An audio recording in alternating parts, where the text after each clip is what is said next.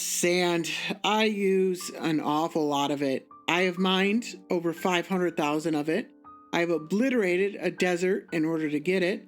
And we recently created a glass trading hall in order to supplement our need for sand. But trading for glass isn't really that much faster than mining sand.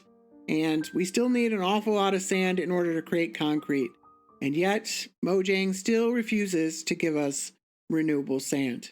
Now, we could dupe sand. That's a route that a number of people have taken, and I don't think there's anything wrong with that route. I definitely understand the merits of duping sand versus destroying your world. However, for me personally, as a content creator, I've just never found it as interesting as the alternatives. If we had been duping sand, we probably never would have built a glass trading hall, and I think that was a really cool build. And if we were duping sand, I would probably never build a sand quarry, which is what I plan on building in this episode.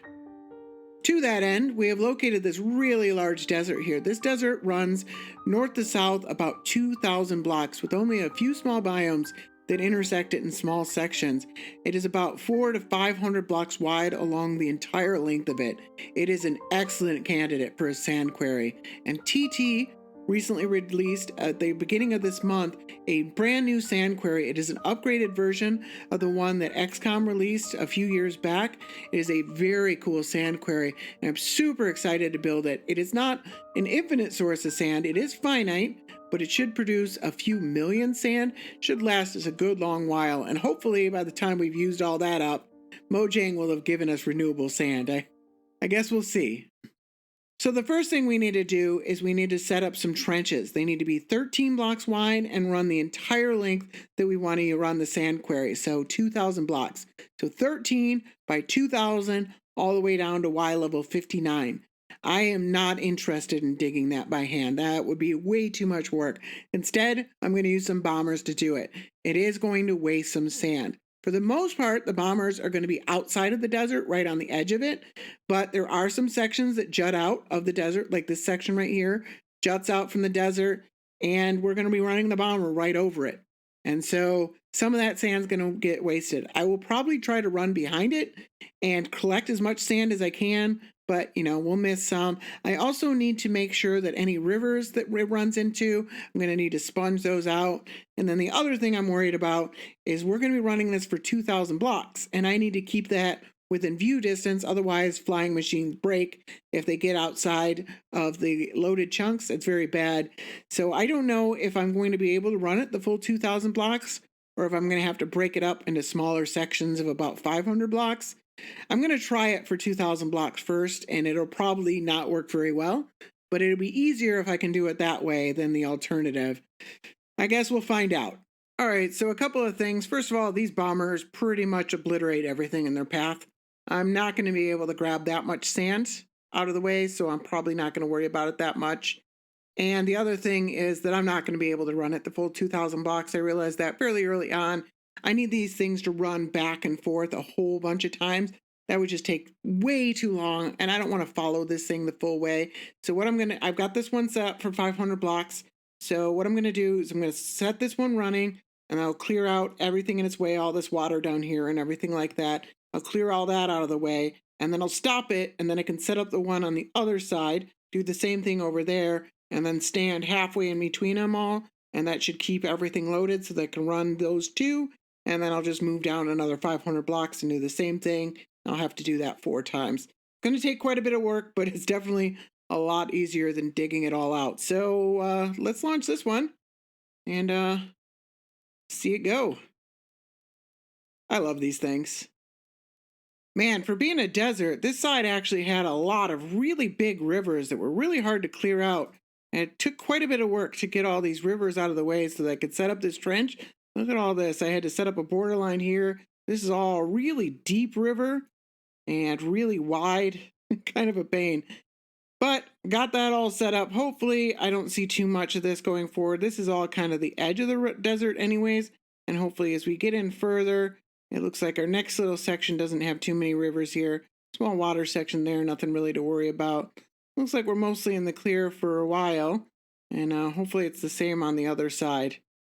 Oh man, I spoke too soon. There is a small section of ocean that intersects the area that I want to clear out. Shouldn't cause any problems with the machine itself, but for this trench, I do need to clear it out. It's just past the next section that I'm going to be using the bombers on, so I don't have to deal with it just yet, but I am going to have to deal with this. One thing that I realized that I can do with these bombers is that this is the return station right here, so they'll take off way over there, they'll hit this, and then they'll just loop back to the beginning. Normally I don't put any kind of on-off switch on this side because it's not really necessary, but what I can do is I put a switch here now, I've run the redstone all the way across, and you can see they've actually stopped at this station. If I power the switch, they'll go on their way back, but I want to keep them here because what I want to do is tear all this off and then put another takeoff station right here. I mean, these flying machines aren't super hard to set up. That's kind of the point of them, but it's definitely easier to just use the same ones. I mean, the takeoff and return stations, they're super easy to build. And, you know, like getting underneath and setting up the TNT, it can be a little bit difficult to set up these flying machines. Not super much, but if I can reuse them, I might as well. So I think that's what I want to do. I'll just tear all that down, set off a little takeoff station here, and send it on its way that way, and just do that 4 times. That should be a lot easier. All right, we're ready to launch off this flying machine for a second time, and this time I get to watch it obliterate that poor city down there. So we'll just go ahead and fire that guy off. It's worth mentioning, by the way, that the coordinates I got for the first flying machine that I set up were actually wrong. The 59 coordinate for the bottom of the machine was correct, but the trenches themselves actually need to be 5 blocks lower. And so I initially set it up at 143 was the bottom of these flying machines where the TNT is. And I actually needed to lower that down to like 137. I was going to set it for 135, but on this side I accidentally set it to 130. So I've also lowered that one over down to 130. And so now they're both running at 130, but the correct range would have been in the 135 to 137 range. So these poor guys, I'm sorry for your city. It's in the way of progress. Oh, there's an iron golem down there. He's taking some hits. Poor guys. All right, I'm 1,000 blocks into this trench being dug here, and now it's time to deal with this water. This side here doesn't look too bad. There might be some slightly deep parts, but over on the other side, it is all super deep. And I used some water sweepers back when I filled my ocean for my slime farm, and I think that would be a good route to go for. So we'll see if we can set up something like that to deal with all this water. But I'm also a little worried about all these mountains over here. This is one of those biomes that intersects our desert. This is like a shattered savanna, and those mountains are going to be a complication. And I think I'm probably going to have to blow them up at some point, and it's probably going to take a bit of work. But let's deal with the last thing we put off until later and put that one off until a little bit later. And let's see what we can do with this ocean for now. So I've set up the water remover. It's basically just a wall of honey and slime blocks that is pushed by a flying machine. And I've used this before, like I said, that was back in episode 61 when I removed a large section of an ocean with it. And I learned a lot about it in the process. And what I've learned was that operating the flying machine 1 block at a time was a lot easier than trying to have it run automatically all the way across. Because basically, if you have any issues, you get to fix those issues before they start getting magnified. It also allows you to shape the flying machine to the terrain. So right now it's shaped pretty well, and like I wouldn't worry about this right here. This can all be sponged off, but like when I hit this part, I might want to raise that section, and then all of a sudden it's going to start lowering down there. It gives me an opportunity to change the flying machine and lower it down. But I've got a decent amount, so I can go, 20 or so blocks before I need to worry about any of that. So let's go ahead and fire this machine off, and I'll show you kind of how it works. If you were interested in more information, then check out episode 61. I went over this flying machine in quite a bit more detail at the time. All right, so basically I just come over here, I update this piston right here in front of this redstone block. If I stand here, I can hit it from there, and that'll actually allow me to crawl across, and then I can do that. So I'm just firing it one at a time, checking routinely to make sure that everything went properly, and I want to make sure that I give it enough time to fully update all the way across. And like I said, I can do this about 20 times, so I'm not too worried about it. And then once I do get closer to that edge there, I might want to go down and reshape the flying machine that's down below to make sure that they hit the terrain properly. But It's a pretty fast process. It's not too bad. All this water is flowing water. You don't need to worry about it. It's actually not solid water sources or anything like that. So let's go on down, check that out. And yeah, we're getting kind of close to this. Oh, no, actually, this flying machine's above that. I don't need to worry about any of this. But actually, I can probably sponge this off. I could probably run this flying machine all the way up until most of this end over here, and then maybe I'll even sponge out all that. So yeah, this shouldn't take too long at all. So there we go. The water is all removed all the way across here. So I'm ready to send these bombers through. Shouldn't be anything in the way for them now. But I think I want to deal with these mountains sooner than later because I think they're going to take a little bit of time to deal with. So my idea is I want to set up a 3-way TNT duper. Let me set that up and then I'll explain how it works because I think that'll do the trick.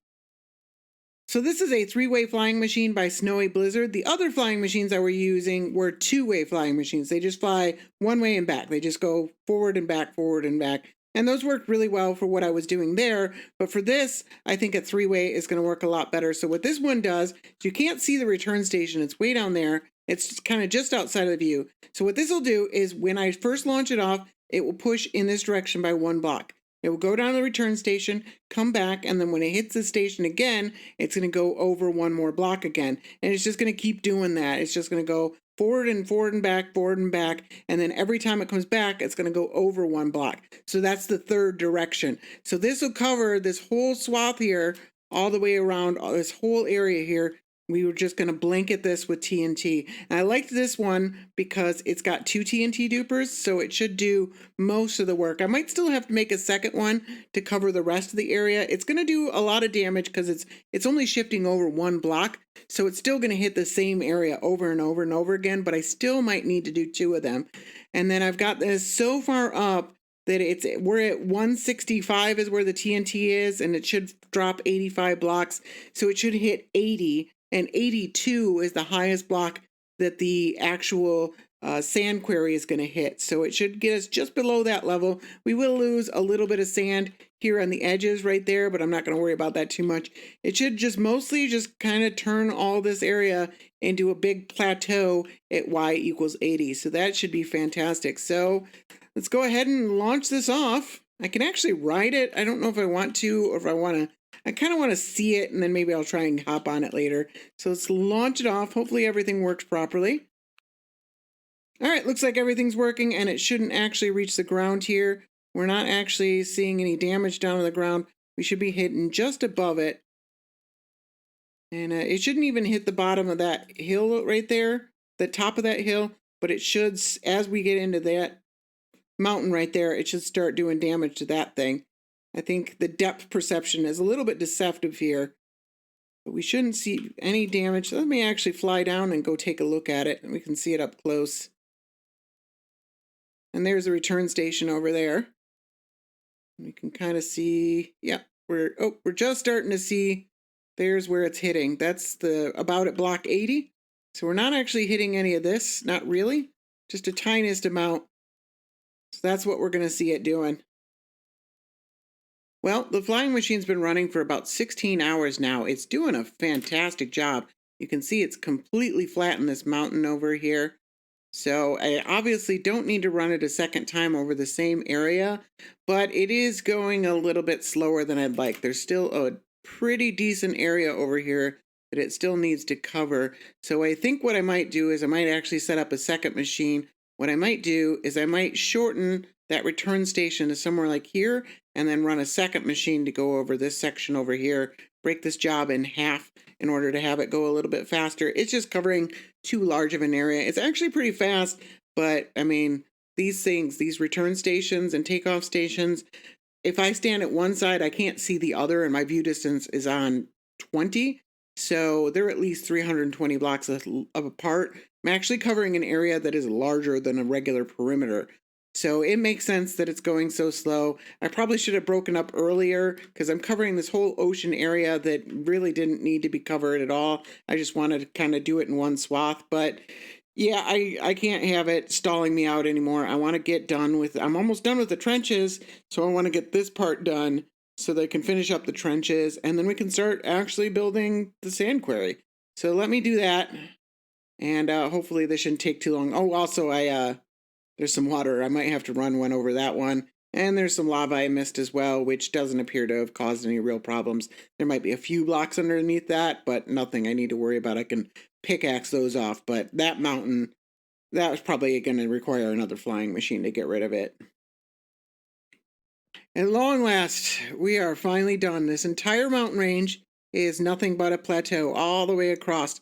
You will notice there are some sand mountains out in the distance that are taller than our machine is going to be. We're actually going to take care of those by hand. They're pretty rare, so I'm not too worried about those. They're actually going to be easier to dig than it would have been to dig out these giant mountains. These were actually really big mountains too. So not going to worry about those. I'm going to take care of those a little bit later, and I'm probably going to take care of those as I go with the machine. So we'll talk about that in a little bit, but I've also taken care of the entire trenches all the way down, 1,000 blocks on both sides. Look how beautiful this water is parted, just straight in half, all the way down these trenches for 1,000 blocks. So that part is completely done, and I kind of looked like a sphinx. That's kind of interesting. Huh. All right. Anyways, so I am about 5 days in at this point. This actually took a tremendous amount of work to get here. A lot of it was just waiting for the flying machines and stuff like that, but there were a lot of little things like dealing with the water, everything like that, that added up to take an awful lot of time. And so I'm starting to realize there's not a good chance I'm actually going to finish the sand quarry in one episode, because there's still a lot more to do. Normally, at this point, I'd be wrapping up my episode and trying to get it edited to get it out, but I said that I'm going to extend this one. I'm going to take a little bit of extra time on this episode, but it still doesn't look like we're going to be done, because the next thing I need to do is I need to grab the material list, all the materials, and the material list is massive, and that's going to take a lot of time. And then the build is gigantic, and then we're going to operate them. Yeah, it's looking like, even though I'm spending extra time on this episode, this is going to be a two-parter. I guess we'll find out. I'm still going to try as hard as I can to get this done as soon as possible, because it's a cool machine, but it's not looking like it's going to work for one episode. But let's go to the next step. Like I said, the material list. So this is the flying machine that TT came up with, and it's definitely an impressive machine. And, you know, there's a lot of materials that go into it. There's a lot of slime blocks, a lot of pistons, a lot of observers, a lot of redstone blocks. Pretty standard fare for a flying machine of this size, and nothing that really concerns me there. We have infinite slime blocks, and the rest of those materials are what? A shulker box or two of each of the items, not really that hard to come by. I mean, expensive, but, you know, not for a late game server. But this right here is what concerns me the most, because this isn't the whole story. This is, however wide your quarry is this whole middle section right here. And so for some reason, when I was thinking about it in my head, I was thinking of these solid blocks and these trapdoors. And I was a little worried about those, but we can use cobblestone, and we have that nether tree farm, so I can use crimson trapdoors, and that'll be fine. And I forgot about this right here. And this is all going to be 500 wide. So 500 pistons, 500 observers, 500 glazed terracotta, times 24. 12,000 of all of those materials, about 7 choker boxes each, plus everything that's over there. 7 choker boxes of pistons, 7 choker boxes of observers, 7 choker boxes of glazed terracotta. The glazed terracotta doesn't worry me that much. I have to craft. Thank God I built that crafter recently. I wasn't even planned that way, but yeah, that's going to be very helpful. And it's still a lot of materials and a lot of work. So I guess let's put that crafter to work, because that is a lot of materials. So it actually ended up being super easy to gather all those resources. It was very expensive. There was something like 90,000 redstone dust to make all these pistons and observers. Very, very expensive. But that crafter that I made is amazing. It made short work of these pistons, observers, and crimson trapdoors. The only thing that was hard to gather was all these white glazed terracotta, because I just had to go and mine out a bunch of terracotta. Not super hard, but it was a little time consuming. But the rest of this was actually pretty easy to gather. And unlike a lot of my other builds, there's not a lot of different type of blocks. It's just a whole lot of very few types of blocks. So that actually made it a little bit easier. So I'm glad that wasn't hard, but I still definitely have my work cut out for me. So I downloaded a world download from our regular world so that I could position, so I could set up the actual machine itself, position it, figure out where it needs to go, and test it out. And I've determined that I need to remove everything you see here in pink just to place the machine. Just to place it, I need to remove everything that you see here in pink. So that's going to be quite a bit of work. Fortunately, most of this is sand and sandstone, which I shouldn't even need a beacon to insta-mine either of those. There is some stone down in these sections because these ones actually go kind of deep. So I might have to set up some beacons along the edge. But this is still going to take a while, and I have to remove all of this. So I might as well do that first before actually setting up the machine at all. So I guess now's as good a time as any. All right, I think I'm approaching this the wrong way. I did quite a bit of digging over there, and I have barely made a dent. There's still so much more that needs to be dug out. That's the shallow part over there. This is all the deep stuff that goes all the way underground and everything like that. This will take hours and hours and hours, and it defeats the purpose. If I'm spending 40, 50 hours digging out the desert to make a sand quarry and then I have to build the thing, that's so pointless. So instead, the reason I originally wanted to do this is I didn't want to blow up any of the desert that I was going to be digging out. But if I do it, if I dig a big trench over here, I'm not blowing up that much desert. It's mostly just, I mean, there's a little bit of desert. And there's that village. These villagers are definitely going to die. But I think if I dig a big trench for the machine itself over here, basically I have to cover all of this. It's going to be 500 blocks wide and then like 200 blocks in this direction and then down to like 55, 54 or somewhere around there. We'll go 50 just to make sure.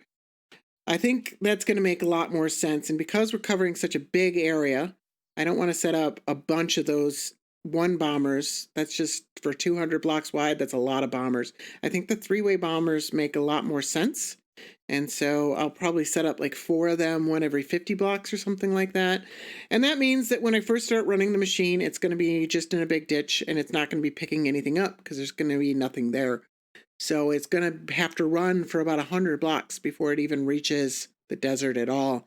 So that's going to slow down the process a little bit, but it's going to be a lot better than this.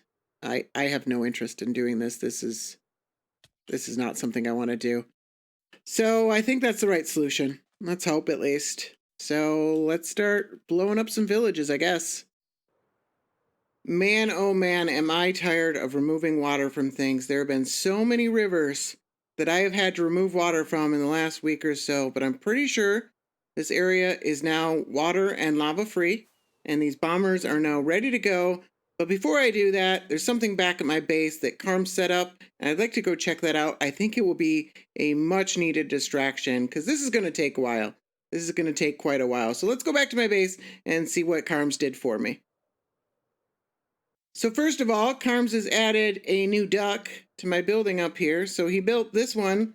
As soon as I built this building, Bobby showed up and is taking up the whole pond here. And now he's added Bobby Ross, the second duck, to my building here. So that's a lot of fun. Well, come on down. You can see he's added a little map and a sign here. And it looks like it might be some sort of treasure hunt. I'm pretty sure this has something to do with me reaching 1,000 subscribers just yesterday. So let's grab this. And I don't know if I need to bring it with or not, but I've got it with just in case. And it says, tip, go to my base first and use the pack I sent you. Have fun, in quotation marks. I don't know if the quotation marks are any significance. Let's go ahead and add that in. And see if that changes anything. All right, so it's called crown.zip. I don't see any difference just yet. So let's head on over to his base and see what's going on there. All right, so I've come over to his base and I don't see any extra hints or anything like that. I don't see anything around that would suggest anything to do with this. So I'm guessing it's just the starting point for my search here, that I'm looking for some sort of island nearby. And which direction is north, first of all? And that way's north. So I guess I'll just fly around the area and see around the shore if there's any islands nearby or anything like that. If there is a shore. Let's see what we figure out. So this is the closest shore to Carm's base. This is the only shore that's anywhere near Carm's base. And I don't see anything that looks like this. Not with another island up above it. There was one kind of over here. This doesn't really look like that. And there's no map marker. I think it's because he locked the map. There's no marker that says where I am. So, yeah, that doesn't really look like it. I'm not sure. And then Carm's base is up over here. And I've checked in every other direction. There are no shores for like 1,000 blocks in any direction from Carm's base. So I'm a little confused, Carms. Let me check with him. There must be something I'm missing. All right, so I spoke with Carms, and he said he forgot that if he locks the map, then you can't see the player on it. So he said I am free to come back to his base and check out. I guess there's a new hint here or something like that. And he said I should set my video settings to moody. So let me see if that makes any of a difference, and let me look around and see what I can find. Ooh, it's spooky. So there's a little raft here, and it says the underwater stars will show you the way in the dark. So I think the moody is what comes for that. And I don't know if this is the underwater star. Like, did he set up these sea pickles? I don't think those are naturally there. So I don't know if it's dark enough. Maybe it needs to be nighttime. All right, it being nighttime is helping quite a bit. I can see a lot better here. Oh, here we go. This has got to be it. And then there's an arrow pointing that way. What? Am I on the map? I am on the map. I'm like right over the treasure, aren't I? And now it's nighttime, so I can't see anything. Let me turn the brightness up here. Now that we're on this island, looks like we're right above where the X marks the spot. So let's just go ahead and dig and see if there's anything in this area.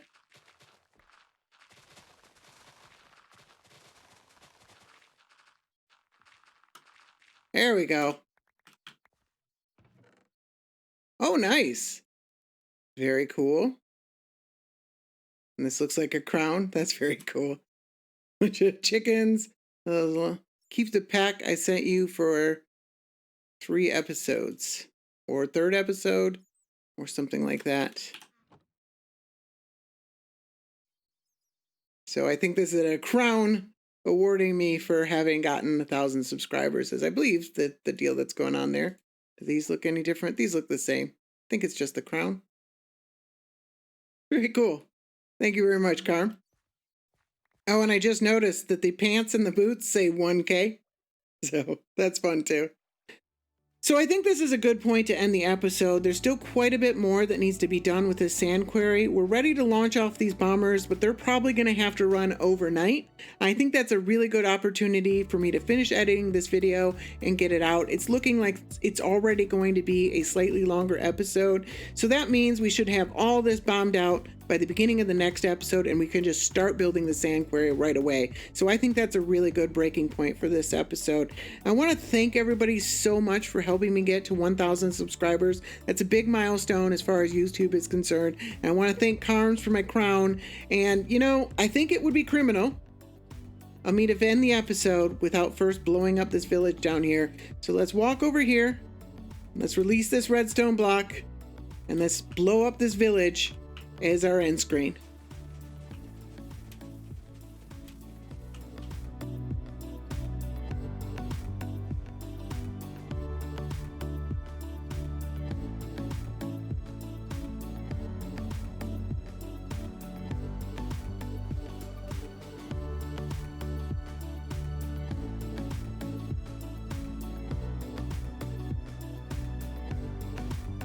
So that's all I have for this episode. I want to thank you very much for watching. I hope you enjoyed this episode, and I hope to see you again real soon.